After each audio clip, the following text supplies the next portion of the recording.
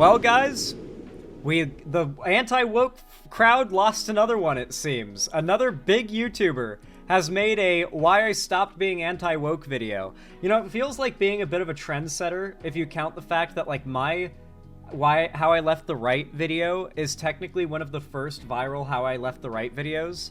Like, I think it was like the second or third one to ever, like, get big. And I always, like, at the time, with it being like the second one that got big, people called it like, alright, enough of this, alright, who cares if someone left or right.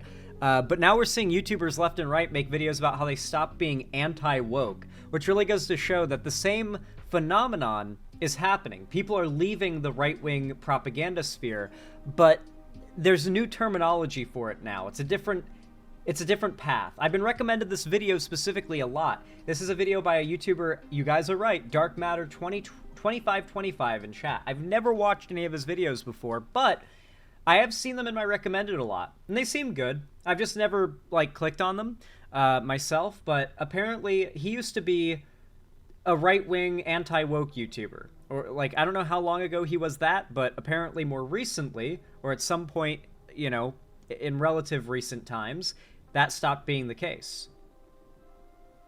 He hasn't been anti-woke for a while? Well, regardless, the video is doing really well, and people have been recommending I check it out, and I'd just be curious to see what his journey was like. We might not be able to watch the whole thing, obviously, it's quite long, but let's see what bits of it are interesting. Let's watch. Dark Matter Is being 25, woke 25. good or bad? Holy Well, shit. it depends Viking. greatly on what you mean by woke. Now, I've scoured the internet for a consistent definition of woke, and what I found was that perception of what the term stands for is very clearly demarcated along political affiliation. Left-leaning people tend toward an approximation of the first definition in Webster's dictionary, which is, quote, aware of and actively attentive to important societal facts and issues, especially issues of race. I'd actually argue, and I'm at fault for this. The video's loud? Okay, my bad. I would argue, and I'm at fault for this in a way, because I've contributed to this. Even the left doesn't use woke in a consistent sense. I've used terms like woke scold to refer to, well, woke scolds, as most of you guys would already know them. I've used the term woke to refer to things being good or left-leaning, or a show having, like, relatively good left-leaning ideas or imagery, if that's, like, the point of it, or that's, like, a plus for it. And I've used woke in a derisive term when referring to, like, the over-the-top stuff that I think even most people on the left agree is, like, rainbow capitalism or disingenuous or a little, like, cringe or whatever. So even the left is played into the turning woke into a term that means nothing and is just a replacement word for something makes me feel uncomfortable. That's how the right uses it, but the left has kind of used the word itself so broadly as well that I don't know if we have grounds to argue that there is one single definition. The fact is the word woke has just been turned into a filler word for when someone doesn't have an argument or a specified insult to describe something that makes them feel uncomfortable. Racial and social justice, unquote. While right-leaning people tend toward the second definition, quote, politically liberal or progressive, as in matters of racial and social justice. That's the thing, though. While many far-right people use the term that way, a lot of normies and relatively right-wing people use it to refer to what they would call regressive leftism, or regressive progressive ideology, the kind of stuff that Dave Rubin made his money off of supposedly criticizing. The idea that the left was actually horseshoeing around into being the far right, not like at the end of where Hassan's at, but like at where Bernie Sanders is.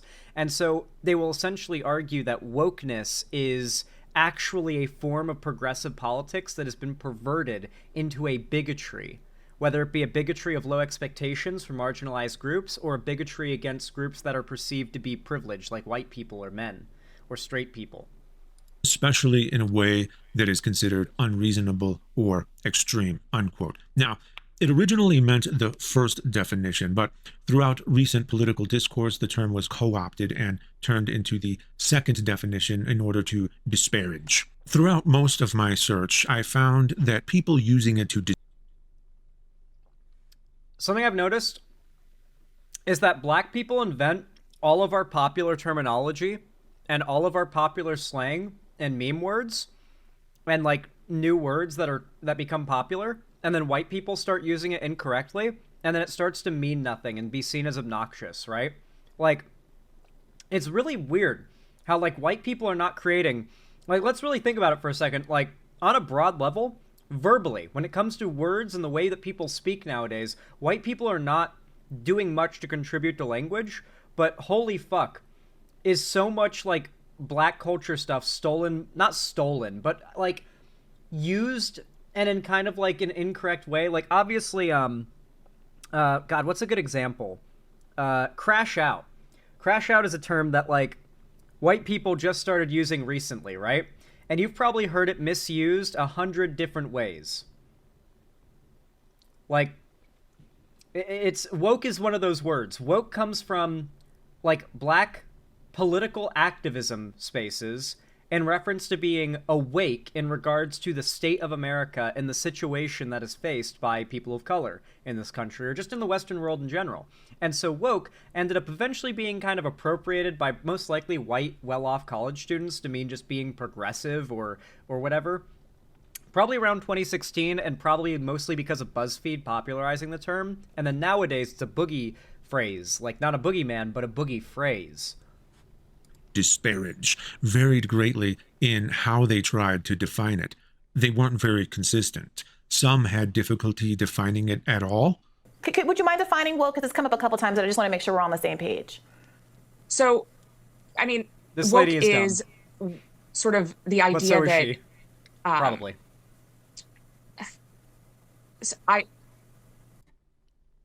Dude, when Brianna Joy Gray can ask you a basic question like that and make you go,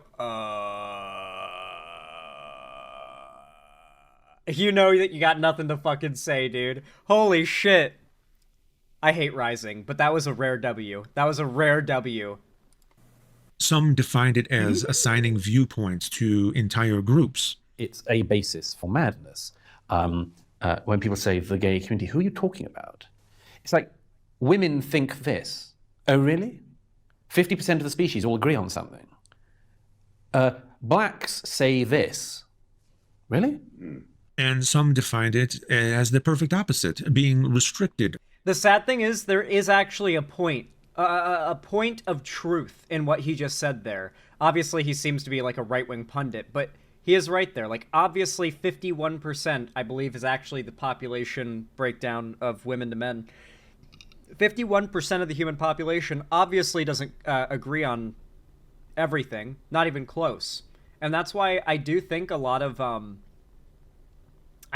us predicted how many women would come out to vote against Trump under the assumption that like the majority even of women overwhelmingly agree on supporting what is in their best interest. But the fact is, misogyny wouldn't be around today. The patriarchy would not be around today if there weren't countless women out there fighting to keep it enforced.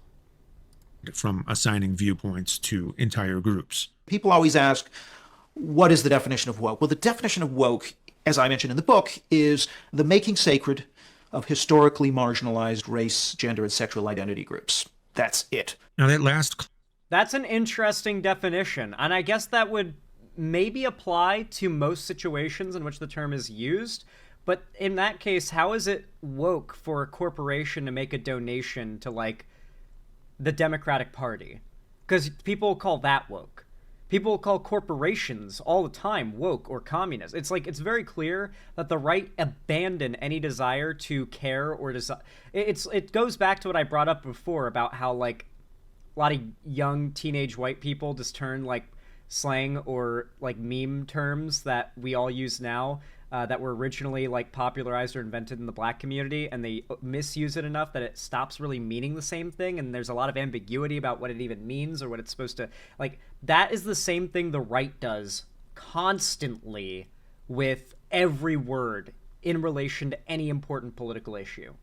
They overuse it, they misuse it, and they turn it into something that is so disconnected from its original use in the cases in which it was being used that it doesn't even mean anything anymore. It's become something completely new. The term based used to be that too. Yeah, I guess based might have been. What was was based one of those words too? I think you're right. I swear I heard based mostly in the workout space first. I swear I heard based generally used in like the workout community. As based used to mean high on crack. Oh, as in freebasing crack. Really? Huh. Interesting. Clip is very interesting to me because he admits something I don't think he intended to admit. Oh. And the word sacred is what led him into his own trap.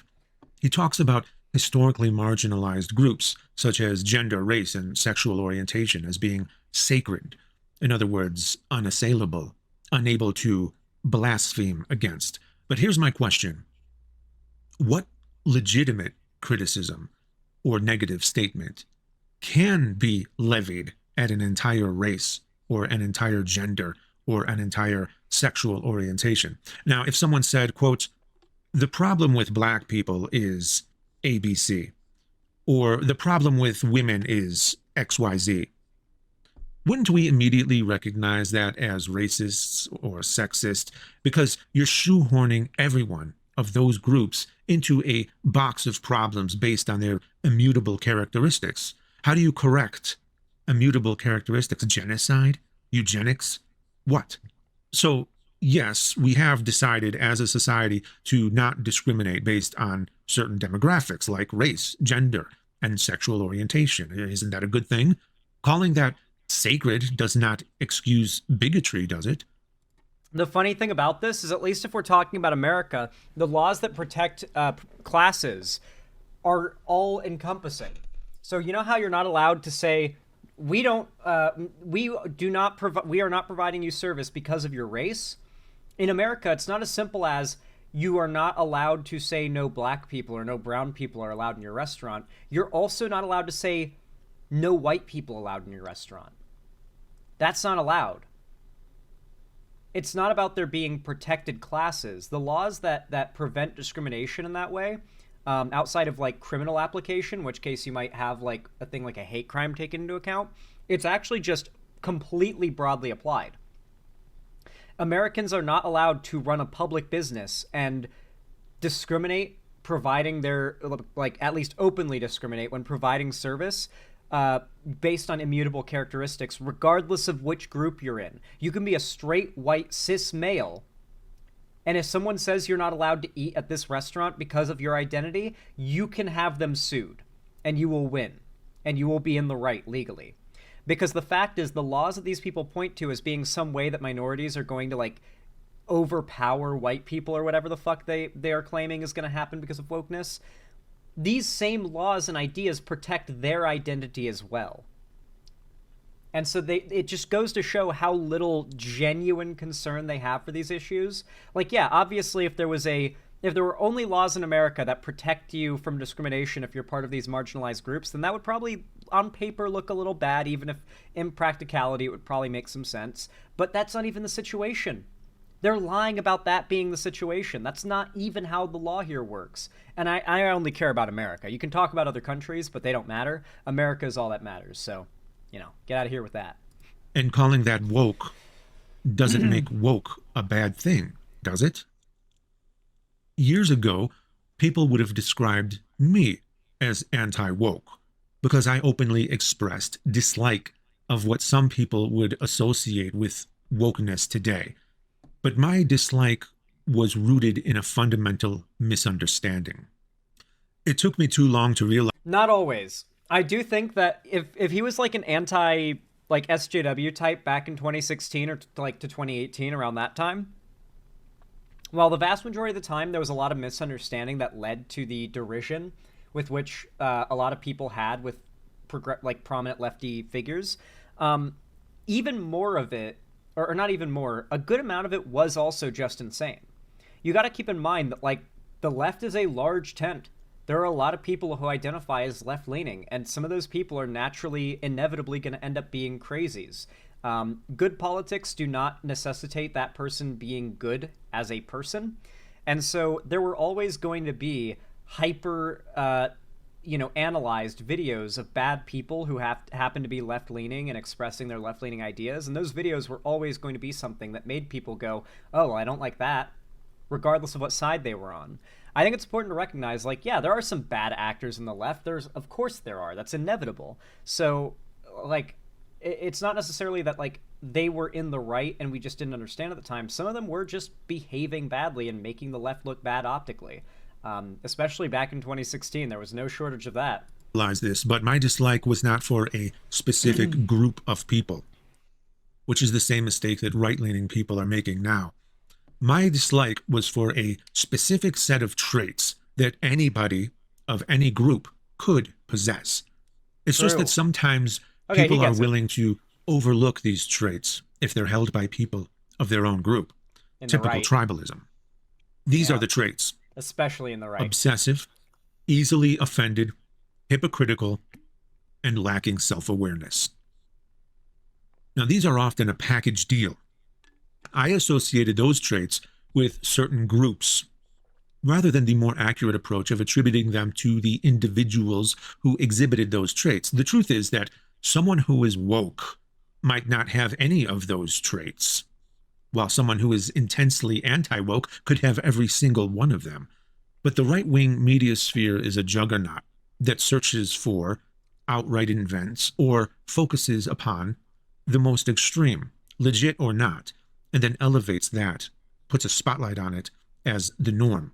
So people end up with a lopsided view of reality. And if you don't agree with them... Hey, Dark Matter 2525, can I just say, if you ever watch this video, please comment your diet. Like your average daily diet, please. I'm a hard gainer, and I want to get fucking big. B-E-E-G, big. I'm drinking 1,250 calories right now. How do I get more into me? Please tell me the secret. Do I need to, like, saline drip this shit into my bloodstream to get more calories in? What do I do? My stomach won't take any more. I need more calories, guys. I gotta get big. Then you are called a cuck, a simp, a beta, soy boy, and any one of a million other emasculating terms that works very well on insecure young men. They are experts at controlling the narrative. Now, when I was a kid, about once a month or so, I'd visit a relative of mine who was a pretty staunch feminist. And I remember one time when my brother and I were driving in the car with her, and somebody driving in front of us made her very frustrated. And eventually they turned without using a turn signal, and I never forgot what she said in response to that. She said, quote, "Men don't know how to use turn signals."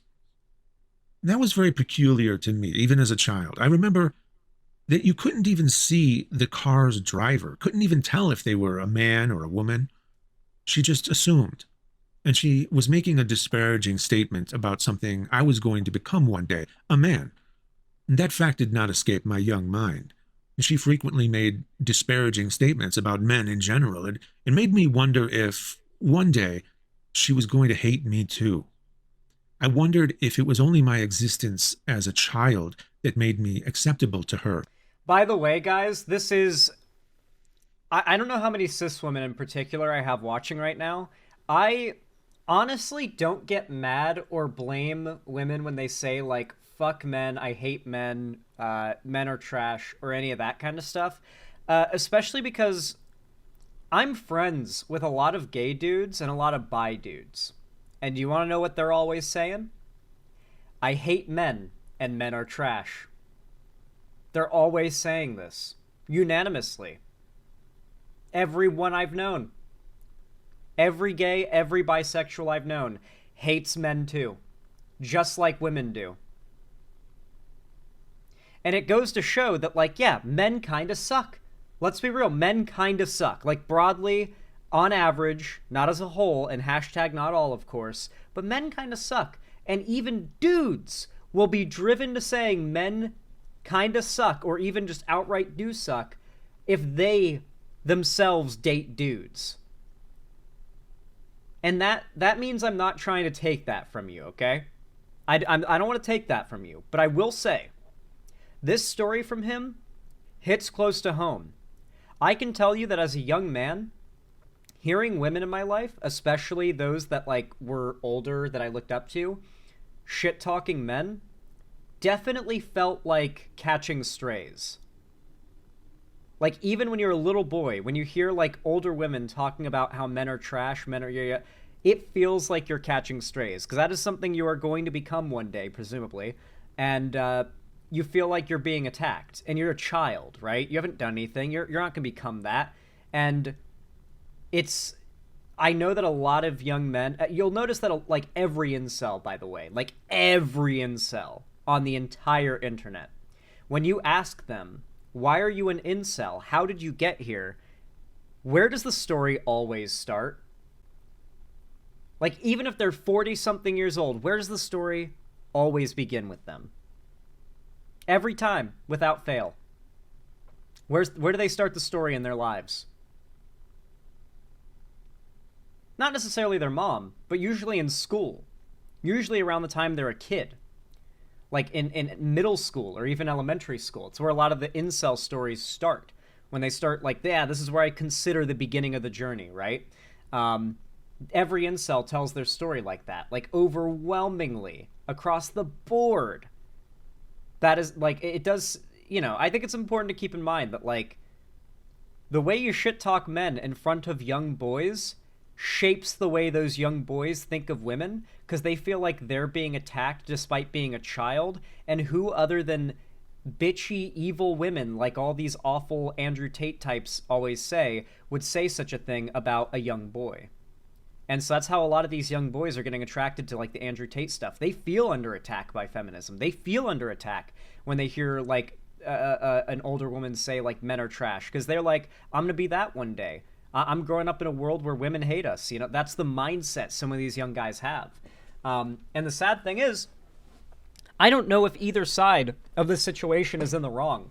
Like, that's what's so frustrating about the entire, like, quote-unquote gender wars dynamic that has been kind of blowing up since the red pill thing, is that neither side is 100% right or wrong, you know? Like, the incels, they have, like, a little bit of a point, the tiniest shred of a point, in the idea of isolation and our society degrading, making it harder to make friends and form relationships, but a lot of them turned it into hate and rage and disgust towards women, right? And of course, women certainly have a point when they say men are trash.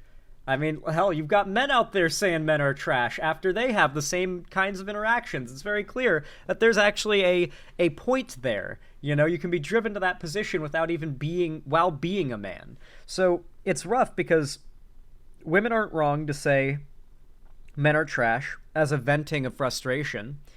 And young boys and even just good men are not wrong to feel attacked when someone makes a broad statement. But I don't think anybody is justified to take that to the point where they start... It's rough because that inevitably builds resentment on both sides towards each other, like men between women and women between men. But both reactions are natural, and I would argue on their own healthy and good. But man, the inevitable reaction is just the bitterness and the tension, right? And that tension keeps growing, and that's why this whole incel movement keeps getting bigger. I didn't know. And what rubbed me the wrong way, which I could not quite express back then, was that she had those traits I disliked. She was obsessive, easily offended, hypocritical, and lacked self-awareness. Now, as a result, she did things that she did not like when men did them. Misogynistic men made assumptions about her because she was a woman, and so she did the same back to them. She became what she hated, and something I've constantly warned you against throughout the life of my channel. Hate nobody, or those you hate will shape you into what you will be. It made me feel toward her the same way I already felt toward religious people. But little girls don't have that same reaction when they hear the males in their family say disparaging things about women, question mark? Michelle Hell, do you want to know what you just did? I should just be able to search Waffles' tweet and be able to instantly find it. Yep, here we go. You did this. I need you to know, you just did this. Twitter, the only place where well-articulated sentences will get misinterpreted. You say, I like pancakes, and somebody will say, so you hate waffles? No, bitch, that's a whole new sentence. What the fuck are you talking about? That is my response to you, Michelle Hell. I never said that young girls did not have the same experience. At an early age. Religious people aggravated me because they made assumptions about me based on the simple fact that I did not believe what they believed. They ascribed to me all sorts of ulterior motives, things that never even entered my thought process. Like I just wanted to sin, or that I hated God, or that I was rebelling, or that I just wanted to live by my own rules, or that I hated them, etc. And the list was endless, but none of that was true. And they were so easily offended. My mere existence as a non-believer offended them. How dare I disbelieve what they believed? I was 8 years old the first time I told someone that I did not believe God existed. And this was before I even knew the word atheist. And the reason I remember it so well is because of the reaction I received. It was a classmate. We were both in the second grade at the time.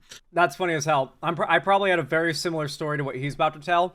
So I'll tell mine right now. I was not raised religious, and so I just never believed in God. But I didn't, like, defiantly disbelieve in God. I didn't have a reason to, right? I wasn't raised religious. I wasn't rebelling or trying to, like, argue against it. It was just not a thing I really thought or cared about.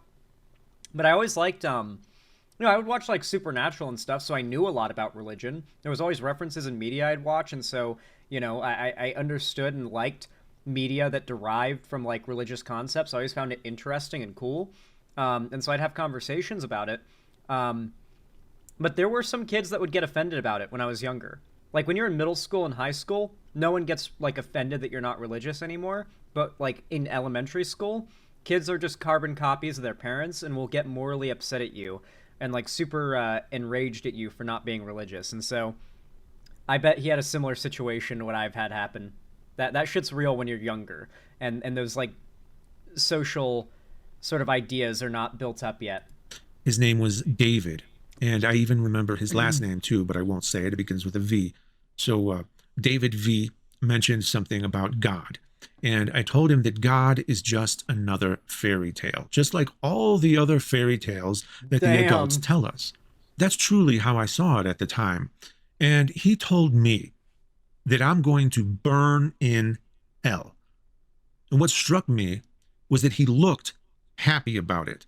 He was grinning when he said it. And I think that helped instill in me the idea that not every... That kid hadn't been taught yet that you're supposed to pretend like you're afraid for them, and not that when you tell them they're going to burn in hell, you're gleeful about it. Remember, kids are pieces of shit. You got to remember, kids are awful people. Genuinely awful people. Like, they have not developed the ability to be good people yet. Like, it's not their fault. They're kids. But kids are little psychopaths and are really mean to each other. And that's a big part of, once again, reminder, where do most incel stories start? In elementary to middle school, when everyone is just a little shit to each other. They had their expectations of the world set by childhood shitheads, and then they never stopped seeing the world that way as they grew into adults, and they never escaped their mindset because they couldn't. They locked themselves into it when they were in, like, high school, and now they'll always see the world like they did in high school. They'll always see the dichotomy between men and women like they did in high school. They'll never grow out of it. Everything that is claimed to be good really, truthfully, is good. That was one of the lessons that taught me about the inconsistencies of life. Here we had someone who was a Christian, who we were supposed to think of as good people, yet he was reveling in the idea of someone else's pain and suffering, my pain and suffering. And it wasn't like I was ever mean to him. He had no reason to hate me. Yet he still seemed to like the idea of my torture, and that stuck with me. After that, it aggravated me when people used religion as a shortcut to tell if someone was a good person, or that their lack of religion was a way to tell that they're a bad person. I remember someone telling me that they knew my brother was a good person because they saw the Christian bumper sticker on his car. I couldn't put my finger on it yet, but there was a certain commonality among the people that aggravated me. I did not yet know that this type of person was not limited to any one ideology. They could really be anybody. It wasn't a trait inherent to feminism or religion. And I didn't really truly figure it out until around 2016, much later in life. That was when I started to truly understand that it was these traits that I disliked: obsessive, easily offended, hypocritical, and lacking self awareness. And that was the real problem I had with my feminist relative and many of the religious people I argued with over the years. It wasn't their feminism and it wasn't their religion. It was their specific behavior for which they alone are responsible. In order to learn that lesson, I had to witness a remarkable shift in the zeitgeist, and that happened in the mid-20 teens. Now, at first, I was making the exact same mistake of attributing those characteristics to a specific group of people. What taught me the lesson was the reaction to them. During the years around 2014, we had a term for those people, which we called SJW, which stood for Social Justice Warrior. People don't usually use that term anymore because it has been fundamentally subsumed by the term woke. They're essentially synonymous now, though their etymology is a bit different. Back then, the term SJW died before woke blew up. For years, the term SJW was dead. And the reason for that was it had been broadly realized to be not a straw man, just an insult. Just a hollow insult, much like woke is. One day we will have the same thing happen to SJW. SJW really started to catch a lot of popularity in 2014, blew up in 2016, and was like a dead term by the end of 2019. No one said SJW anymore by then. I'm guessing that in the next couple years, we are going to watch the decay in popularity of the word woke. Something will, of course, come along to replace it, but people are going to start to realize that woke never meant anything. And once they start to stop using that term or believing it means anything, the word will die, just like SJW did for years before woke came along to replace it. Around a decade or so before this recording, it was popular to make fun of SJWs. In all fairness, no adults said SJW anyways. Yes, they did, Mike P. Funk. If you do not think... Dude, you must not have been all up in the political space online in 2016, because I assure you, they did. Essentially on the vanguard against wokeism back then. Now, a lot of people developed entire careers out of doing that. Nobody took it terribly seriously beyond comedic purposes, though. The comedy was very easy and in demand, so naturally it flourished. I made a cartoon that was doing great numbers and going viral. It was called If God Became an SJW. Now, when I realized the truth of what was really going on, I put that video on private so that it would not be seen anymore. I made a mistake by making that cartoon, and correcting that mistake was not pain-free, as that video was pretty lucrative. But I can't stand by something that I don't believe in just for the money. As a lot of you who are familiar with my work know, I no longer make videos like that, and I have not done it for a long time now. I've even been accused of being woke now, which is very funny to me. So what changed? See, a lot of people disliked SJWs for the same reason that I disliked religion, because we generalized the people in those groups based on the more extreme ones who seemed very obsessive, very hypocritical, lacked self-awareness, and were easily offended. And nobody likes walking on eggshells. Nobody liked their language being policed, like blasphemy, or to be lectured, like sermons, or to be accused of certain things just on the basis of immutable characteristics born into sin, like being a man or being white or straight. A lot of people who are straight white men feel like they are born into some kind of original sin by being straight white men, in the way that a lot of people on the progressive left talk so essentially about these groups. It's very alienating. And when I say alienating, I mean alienating from the left. People don't want to hang out with or spend time with or be part of a movement that they perceive as viewing them as inherently bad and sinful, quote unquote, and needing to work extra hard to make sure everyone knows they're not a bad person. You guys know who's felt like that at times? Me, in all honesty. I, as a lefty figure who is a straight white guy, holy fuck. have I gotten a lot of shit. Like, it feels like things that would never go anywhere for a lot of people in the space just go viral about me. Just nonsense bullshit. And I feel like a lot of it isn't necessarily, oh, we hate this guy because he's a straight white dude, but almost this, like, inherent idea that, oh, this guy's a straight white cis dude in the online left. There's got to be something up. He's got to be evil, right? And so there's this immediate, like, agreement, acceptance, you know, of, oh yeah, you must do something wrong. And so even I, who have a pretty large supporter base of people on the left, feel like the repelling force on me from the left. Like, I am not wanted here, it feels like. Like, I have to fight to keep my place as, like, a figure recognized in the left or cared about in the left or accepted in the left. And that is not the most inviting vibe. I'm willing to deal with it. Many are not. And that is why so many people, young, straight, cis men, are pushed away from the left. They're just repelled by it. Etc. To anti-SJWs, that seemed to be ironically racist and sexist. That fed into my belief that they were hypocritical and lacked self-awareness, the things that I disliked so much. So I was motivated to mock them. In hindsight, I know that many of them had valid concerns, but were perhaps expressed in ways that weren't very diplomatic and much more accusatory. To make sense of why I did not stay the course in an anti-woke direction, it would help to understand a little bit of the history involved.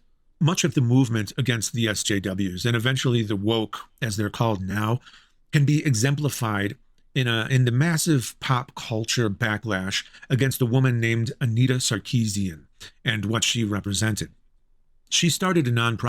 One sec, did I speed up the video? I feel like I might have forgotten. Oh no, I did. That makes sense. Okay, back to it. Organization called Feminist Frequency. She was a critic of modern media, like movies and video games. But rather than examining them from the perspective of technical... You know what's crazy? She was really popular, dude. Holy fuck. People said she was popular, and they're like, people talked about it like her raising the money that she did for that project was crazy or scamming. But like, dude, there's a reason she raised that so much. Her videos 13 years ago were pulling hundreds of thousands of views per video. This may not seem as impressive today, though it very much still is by today's standards. These views back then, you have to remember, 13 years ago, 376, 539,000, 450,000 views on a video 13 years ago is a lot of fucking views back then. These videos were big back in the day within whatever niche she was going for, which I guess was feminist people in the world of gaming. Like, it was actually doing really well. Damn. I had never really gotten an accurate or an honest idea of Anita Sarkeesian's popularity prior to the chuds going after her back then. It was always like, the presumption was she maybe got like 5,000 or 6,000 views per video and then like asked for 100K or something was the idea that the right push. But in reality, she actually asked for like 40K for like a 20 episode project series, which clearly with how much views her stuff gets, people liked her stuff. They tried to turn it into her scamming her audience, even though it wasn't. They were voluntarily donating to the project. Competence or artistic value, like most critics. She evaluated them from a perspective of positive or negative cultural impact, usually in terms of whether or not the movie or video game was problematic in how it portrayed women or various minority groups, or even that they weren't portrayed at all, that they didn't have enough representation. And I think that she felt we as a society had become too accustomed and accepting of how these various demographics are treated in our media or left out altogether, which has an effect on our perceptions. And some of the things she criticized were pieces of media that we loved. And I think a lot of people felt personally attacked by that. Oh, yeah. We were being called guilty for liking things that she considered problematic. For example, she would criticize things like impractical armor for women in video games that was too skimpy, or the women were too sexualized, or the camera focused a bit too much on a woman's sexual characteristics, which was called the male gaze. And these were things that most guys liked, including myself. So it seems like the industry catered to guys for the most part, and she argued that it should cater to everyone. She gained traction in mainstream media too, and it was even reported that she started consulting in game development, and I think that scared a lot of people. But I think that she was welcomed as a consultant because naturally these companies wanted to broaden their audiences, which would make them more profitable. And she found some success too, and a lot of people claimed that it was not organic success. She was receiving a lot of funding for her work, and some of her most ardent detractors would point out that her work did not reflect the amount of funding she was receiving. Basically, it was an accusation of grifting before that term was very common. But I don't think it's accurate to call her a grifter because I think she was a true believer in her cause. Grifters, on the other hand, don't really care about the cause. The cause is just whatever is popular at the moment. Now, on a surface level, it doesn't really sound like there's anything wrong with any of that, right? But I was far from alone in thinking that something about the way it was executed seemed off. It rubbed me the wrong way, enough to the point where I also started criticizing SJWs. Now, at first, it was the obsessive nature of it that bothered me. It's one of the main things that bothered me about religion, too. I saw it as getting offended about every little thing, but not just merely getting offended about something you happened to see or hear. It seemed like it was a movement that sought out offense to point at, like they actively desired to be offended. For instance, if I were to behave the same way in terms of religion, my channel would look very different than it does now. My channel is critical of organized religion, but for me, it would be like instead of getting into religious doctrine itself, or instead of talking about the various ways religion is affecting our politics, it would be as if I watched movies and video games with an ear attentively waiting for someone to mention Christ, or to present themselves as a Christian, or to find someone in a movie wearing a cross or praying or anything like that, and then obsessively deconstructing it, how it's problematic, how there's no equal representation for atheists or other religions. It would be as if I would not be able to enjoy media that has Christian elements. But that's just not the case for me. I don't mind Christian elements in movies and games, but what if they portrayed atheists negatively or inaccurately? Maybe then I could empathize a little better with what Anita was doing, but I just didn't think of it that way. Regardless, shallow and seeking offense is how I perceived critical analysis by SJWs anyway. And I think other people perceived that as well. So I feel like that right there is one of the best summaries of why people are going to the right. A perception that the left's critique of the world is shallow, obsessive, lacking in self-awareness, and just overall cringe. Just very cringe. And at the end of the day, I actually think that there's not much that you can do to change the general left-wing messaging around this. I think it's a matter of reach. The fact is, most people back then were not watching Anita Sarkeesian stuff and then coming to the conclusion that what she had to say was awful. They were stumbling across videos responding to her, finding out about the situation from one side, and then sticking with that one side. The fact is, what's happening is, if people are getting into politics, they're finding the right first, they're getting attached to the right, and then when they discover the left, it is only in the context of it being the side you're fighting against, that is against you, and that you need to fight against to protect yourself. We lived too close to the woke sun. No, I don't think it's that. I think a lot of it is, we failed in our messaging. We failed to have our messaging reach people before the messaging about us by the right reaches people. Have you ever heard the term, your reputation precedes you? Have you ever thought about what that term means? It means that most people have heard things about you before they've ever met you. And that is true of the left online 100 times over. The reputation of the left precedes it. People hear the bad things, the straw men, the insults about the left, the stereotypes, and then they encounter the left. But by then, they're already so against the left as a principle that they're not there to hear anything you have to say. They're there to look for ways to troll you or make you triggered or whatever. I watched this last night. I have similar views, and I thought he made a lot of sense. This was a very good video. I really, really like it. We watched a lot of it, but I don't want to, take any more of his content, so I'm going to drop the link in chat for you guys. But I really enjoyed that. I thought he did a really good job of breaking that down, and there was a lot to talk about there. I really do appreciate him making that video. I'm going to drop a like. I'll also drop a sub. Fuck it. Drop a sub and a like-a-rooney. Anyway, guys, if you liked this segment, if you enjoyed it or found it entertaining or educational, then please consider dropping a thumbs up on the stream or the video when this goes out on its own. Follow my social medias linked down below. Comment, subscribe, and ring the bell icon if you haven't already and really want to support the channel, of course. And if you want to see more from me and you want to support me, help me keep the lights on, the roof above my head, then please consider donating, subscribing, or gifting a sub on my website, xanderhall.com/live, or support me financially through YouTube, Twitch, Streamlabs, Stream Elements, Patreon, or perhaps even buying some merch to the Streamlabs link down below. Regardless of how you support me, though, thank you so much for watching, guys, and as always, have a good one.